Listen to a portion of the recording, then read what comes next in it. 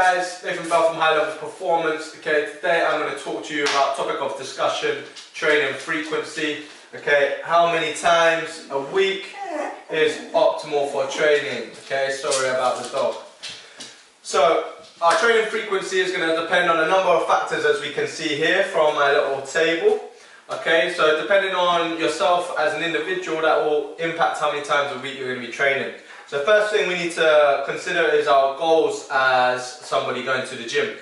Okay, we've got different areas, okay, reasons that we might go to the gym. And let's say, for example, somebody trying to lose weight, the number of times a week they're going to be training might differ from somebody who, say, for example, is training to improve sports performance. If we are training solely to lose weight, then the more hours of good exercise we can accumulate a week, the better. Okay, so if we can go out, obviously, take for example, if you look at marathon runners, yeah, they're very skinny simply because the amount of hours that they're putting in training, their resting metabolism is going to be very high, and they're also burning a lot of calories through exercise.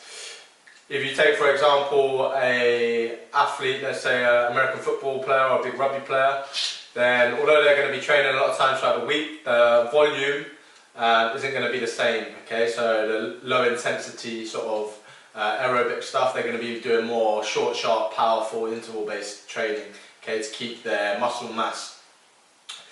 Another thing that's going to influence next is the level of athlete. Okay, so if we are a beginner athlete, then we are not going to be able to cope with the same training load as more advanced athletes, so somebody who's training, who's been training for many years.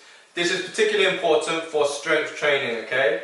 A beginner athlete may only need to train 2 to 3 times maximum a week, and they'll be able to see significant adaptations in their strength if they're following a proper program. Training any more than that at a high intensity and with reasonable volume will probably quickly lead to burnout, alright? And we're stepping over the boundaries of what the body can deal with because it hasn't coped with training like that before. However, for say an advanced level athlete, so somebody who's been training in the gym for a number of years, because the body's been training for so long, we're going to need new methods, and we're going to also need to train more often in order to see adaptations and get the changes in the body physiologically that we want. The next thing we're going to cover is session content. So under session content, we're looking at things like the duration of the session, we're looking at the volume and also the intensity. If our session has all three of those, so let's say we're training for an hour or more, the session is quite high intensity, so let's say for example if we're doing running, then it's sprints rather than low level stuff. And let's also say we have quite a lot of volume, so there's quite a lot of sets and reps in our, within that hour and a half. Then it's unlikely we're going to be able to hit too many sessions like that a week, again because our body won't be able to cope and adapt to it. That will come back to the bearing of what level athlete we are. A session like that for a beginner might even be too much in one session, so you want to scope it back a little bit. The next and final area we've got is our recovery protocols, okay? So this again is another key factor in our training frequency. If our recovery protocols are rubbish, then we're not going to be able to train. One, our training is not going to be at the same intensity anyway when we are training, but two, our body won't recover as quickly, and therefore we definitely should be training as many times as in the week. So key areas in this are, on here I've got sort of massage and self-release. So if we're able to pay for a massage and soft tissue manipulation.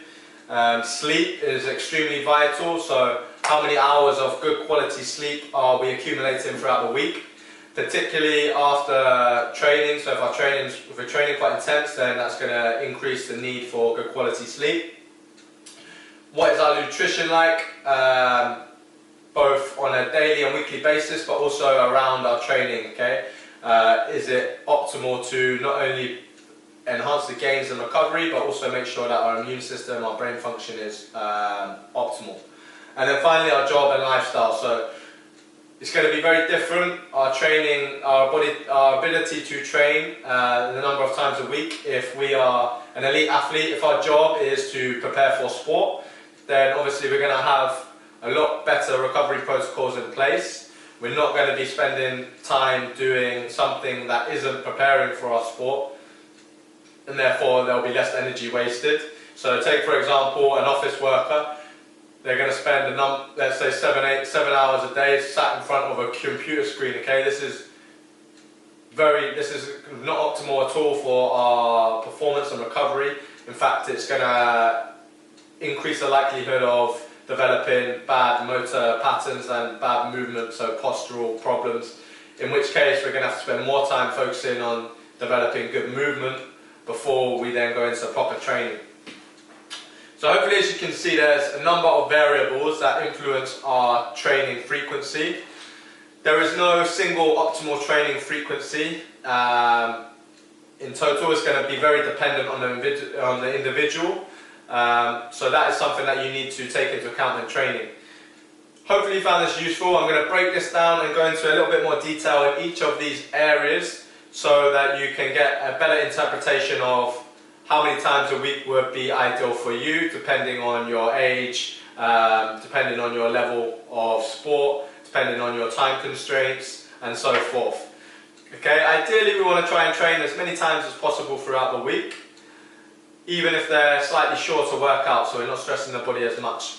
As with anything, it's generally better for regular, so smaller doses but more regularly, okay? So get out and try and get your workouts in, rather than doing one session and sitting down for the rest of the week. Try and spread your workouts and get that body and metabolism up and working throughout the whole week.